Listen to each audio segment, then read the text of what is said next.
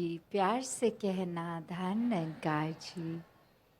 विकास नगर के इस परांगण में यहाँ एक सत्संग को करने के लिए दूर दराज से और इस शहर से भी आए आप सबने समय निकाल कर इधर उपस्थिति दी।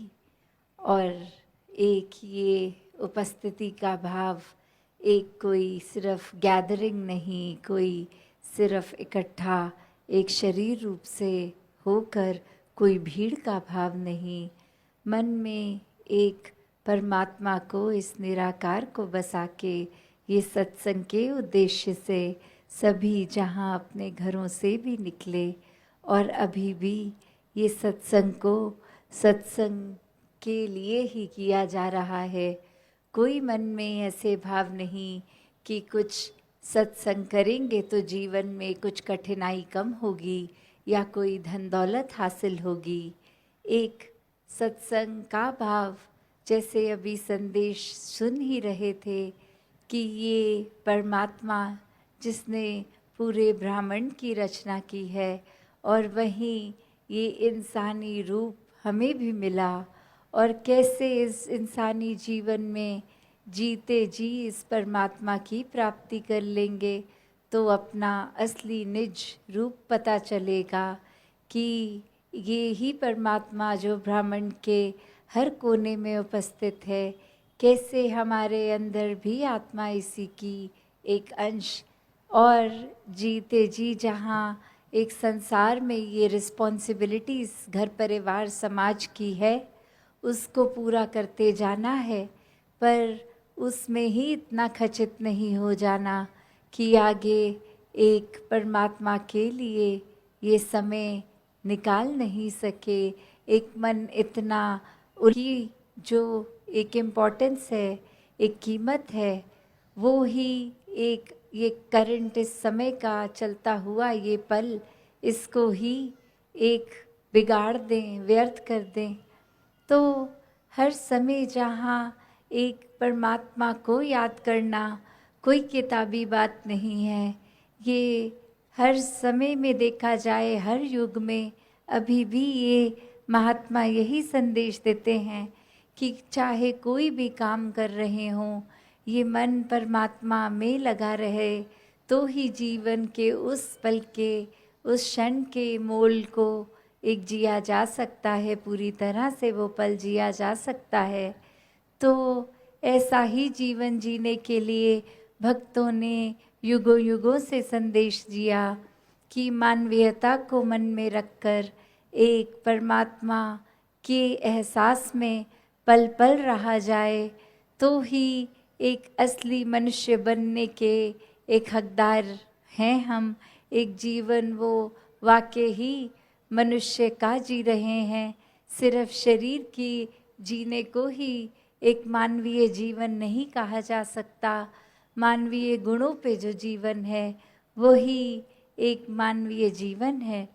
तो ऐसे ही करुणा, दयालुता, प्यार, प्रीत, नम्रता, एक विशाल हृदय बना के सबके अंदर अपनत्व का भाव जब होगा तो ही इस परमात्मा की हर इंसान को हम उतना ही श्रेष्ठ मानेंगे जितना एक स्वयं के लिए अपने मन के भाव होते हैं। एक प्राथमिकता जहाँ मन करता है कि अपनी ही बातों को, अपने आप को ही हर पल हर चीज़ का श्रेय मिले, पर जब ये पता लग जाता है कि इस परमात्मा ने ही बल बख्शा तो कोई कार्य हो पाया, तो ये फिर जब श्रेय परमात्मा को दिया जाता है तो जीवन एक वाकई ही सफल जीवन बन जाता है। ये मन से भेदभाव खत्म हो जाते हैं। ये सांसारिक रूप में पैदाइश जिस भी जगह पे हुई, जिस भी घर में हुई, उससे एक नफरत का कारण नहीं बनता। जाति पाति, बोली भाषा, खाने पीने का, फिर ये एक पहनावे का एक रूप जो है, जैसा जिसके जीवन में जैसे भी वो जीना चाहें वो एक स्वीकार करना, एक मन में उनको हर पल प्यार ही देना, नफ़रत नहीं करनी। हर कोई हमसे अलग दिखता है, अलग तरह से जीवन जीता है, पर इसका मतलब ये नहीं कि हम श्रेष्ठ हैं। उनको जीवन जिस तरह जीना है उस तरह से वो श्रेष्ठता नहीं ले सकते। हरगिज़ ऐसा नहीं है। हर कोई ही इस परमात्मा का बनाया श्रेष्ठ है। तो ऐसे ही अपने जीवन में जहाँ निराकार को एक प्राथमिकता देंगे, एक ये बात समझ आती रहेगी कि जब इस परमात्मा से प्यार हो गया, ये प्रेमा भक्ति की ओर जीवन चला गया, तो फिर ये परमात्मा की बनाई रचना सबसे ही उतना प्यार होता है। फिर अगर हम नेचर की भी बात करते हैं कि क्यों फिर एक हरगिज़ मन गंदगी भी फैलाने को एक पता लगता है कि कूड़ा है तो कचरा एक कहाँ डालना है, फैलाना नहीं है। एक वृक्ष को लगाना है, काटना नहीं है। कैसे एक जीवन के हर पहलू पे फिर एक वो बात आ जाती है कि जब ये प्यार इस कादर से, तो इसकी कुदरत से भी उतना ही प्यार। एक मन में भी फिर प्यार हर किसी के मन तक नफ़रतों की दीवारों को गिराकर, जैसे ये स्थान का नाम भी विकास नगर, तो ये विकास सिर्फ वहाँ तक ही सीमित ना हो कि एक कोई आर्थिक विकास हो रहा है, एक शहर के जैसे सुंदरता का विकास है, पर ये मन का विकास होना ज़रूरी है। जब जब इस निराकार के आश्रय मन को लगाएंगे, ये मन और सुनहरा होता जाएगा, ये जीवन और सुनहरा होता जाएगा। ये विकास तो मनों में, जीवन में इस प्यार से ही आना है, परमात्मा को एहसास से ही आना है। तो ऐसे ही विकास से भरे जीवन को हर कोई जीता जाए। एक यहाँ वो भी जिक्र हो रहा है कि हम यमुना के किनारे बैठे हैं, तो भाव वही कि अगर हम ऊपर से जाएंगे, कोई नदी एक बहती देखते हैं, तो एक ये नज़र आता है कि ये एक छोर है, ये दूसरा छोर है, और इसके बीच ये बहता पानी, बस यही सीमित रूप है इस नदी का। जो आंखें सिर्फ एक छोटे दायरे में देखेंगी उसको तो यही दिखेगा, और वहीं एक जैसे एक विशालता का जिक्र हो रहा है कि वही अपने हम विजन को, अपनी ये दृष्टि को और विशाल करें तो समझ आता है कि सिर्फ वो नदी का सीमित सा ठहरा हुआ पानी ही पूरी एक चीज़ नहीं है। ये नदियों ने जाकर समुद्र में मिलना है, और ये छोटे सीमित से उठकर कितनी एक असीम रूप ये पानी का, वो असली रूप। उसी प्रकार हम अपने जीवन को भी अगर देखते हैं कि एक जीवन और मौत, दो छोर और बीच की जी गई ये जिंदगी, इस जीवन को इस तरह जीने से ये सीमित दृष्टि एक अपने अंदर कि बस यही एक रूप नहीं है हमारा, ये अस्तित्व नहीं है। ये शरीर जो है ये चाहे कितने साल की भी जिंदगी ले, असली असीम रूप तो ये परमात्मा से जुड़ के इस आत्मा का बनेगा।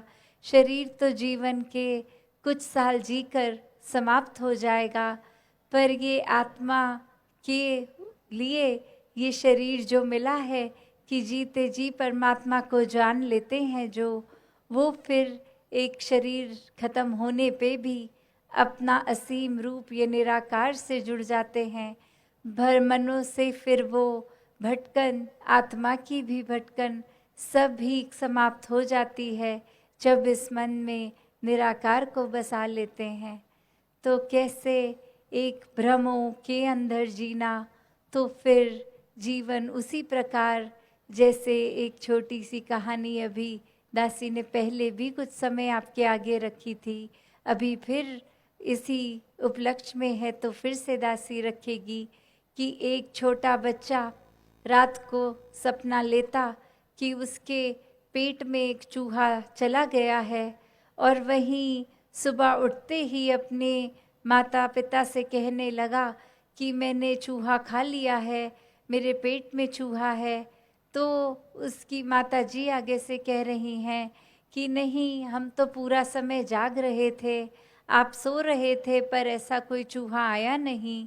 पर वो बच्चा अपने सपने को ही इतनी अच्छी सच्चाई मान रहा है, इतना उसी को हकीकत मान रहा है कि वो मान चुका है उसके पेट में एक कीड़ा है, एक चूहा है। तो वहीं वो आगे से अगले दिन बीमार भी होने पड़ रहा है, क्योंकि वो सोच रहा है जो मैं सोच रहा हूँ वो सच्चाई है, और पेट में अगर चूहा है तो तबीयत बिगड़ रही है। तो अब हर दिन ये तबीयत सिर्फ इसलिए बिगड़ रही है क्योंकि अपने भ्रम को सच्चाई मान ली है, वही सोच रहे हैं। तो आगे उसकी माता एक तरकीब निकालती है कि जब सुबह उठा के एक स्नान से पहले एक टॉयलेट की ओर लेके जा रही है, और एक नकली प्लास्टिक का एक चूहा ऑलरेडी वहाँ रख दिया है पहले से, और बच्चे को जैसे ही एक बिठाया और वो कार्य उसका शौच का ओवर जब हो गया, तो उसको दिखाती है माँ, देखो वो जो तुमने चूहा खाया था वो निकल गया है तुम्हारे शरीर से।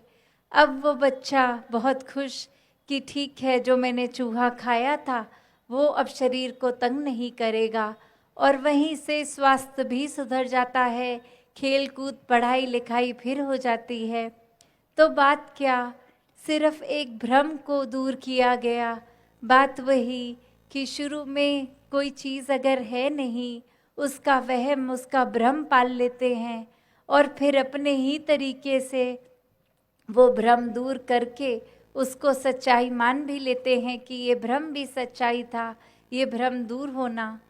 तो बात क्या है, ये निराकार ने तो ये आत्मा एक बिल्कुल ही साफ सुथरी हर एक के डाली, पर एक समाज में रहते रहते जैसे जैसे मान्यताओं में एक जीते रह रहे हैं, वैसे ही भ्रमों को पालना शुरू हो जाते हैं, एक दूसरे से नफरत करने लग जाते हैं।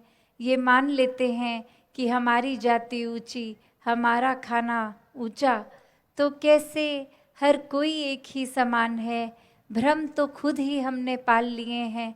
एक भ्रमों को दूर करके जीना है तो वो एक ही तरीके से हो सकता है कि इस निराकार को, इस परमात्मा को जो देखा जा सकता है, इसको वाक्य ही ब्रह्म ज्ञान लेके देखें, हर समय इसके एहसास में रहें, तो फिर कोई भी भरम भुलेखे गलत फहमियाँ छू नहीं सकती।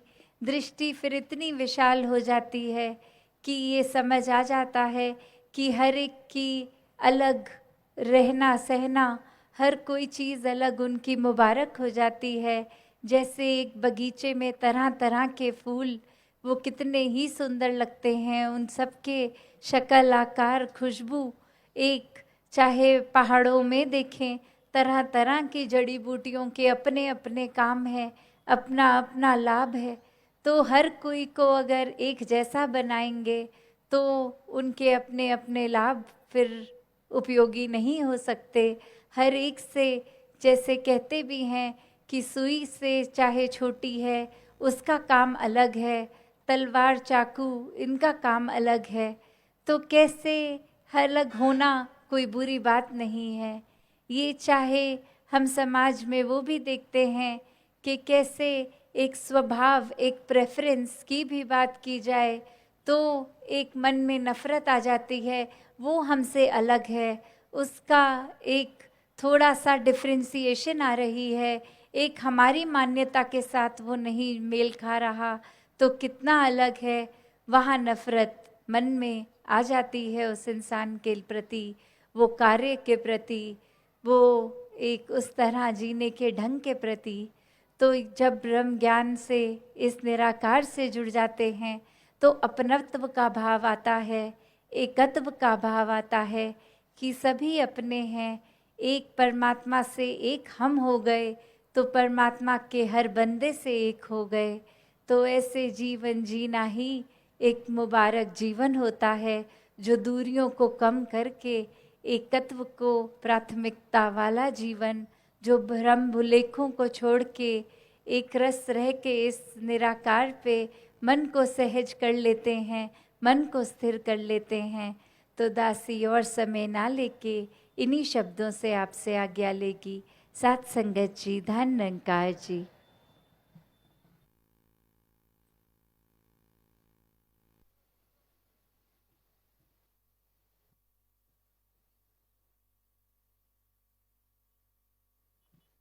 सत्संगत सिमरन धुनि के पश्चात इस सत्संग पंडाल के सत्संगत करीब ब्रह्म ज्ञान कक्ष सत्संगत लगाए गए हैं। जो भी जिज्ञासु भाई बहन सत्संगत आज इस परमात्मा का दर्शन करना चाहते हैं तो सत्संगत ब्रह्म ज्ञान कक्ष में जाकर के वो ज्ञान को प्राप्त कर सकते हैं। पुरातन भी कोई अगर ऐसा भाई बहन जो ज्ञान को रिवाइज करना चाहे वो भी सत्संगत वहाँ पर जाकर के सत्संगत ब्रह्म का ज्ञान ले सकते हैं। कुछ बच्चों के जिनके नामकरण होने थे उनकी सत्संगत पर्चियाँ सत्संगत आ चुकी हैं। सिमरन धुनि के पश्चात सत्संगत वो भी इसे प्राप्त करेंगे। प्यार से बोलिए धन्यवाद।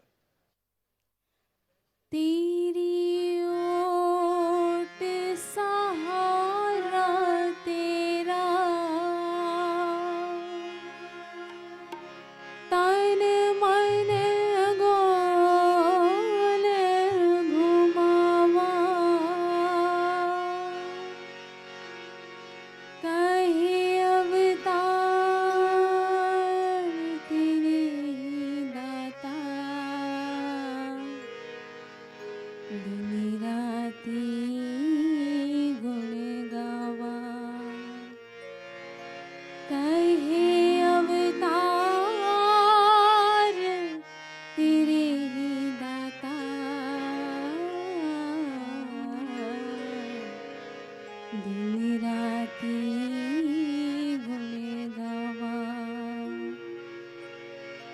एक तू ही निरंकार, एक तू ही निरंकार, तू ही निरंकार, एक तू ही निरंकार। मैं हाँ सदा भूलनहार, मैं हाँ सदा भूलनहार, तू है दाता बख्शनहार, तू है दाता बख्शनहार। मेरे अवगुण ना चितार, मेरे अवगुण ना चितार, तू ही निरंकार, एक तू ही निरंकार, तू ही निरंकार, एक तू ही निरंकार। तेरा रूप है ये संसार, तेरा रूप है ये संसार, रूप है ये संसार, तेरा रूप है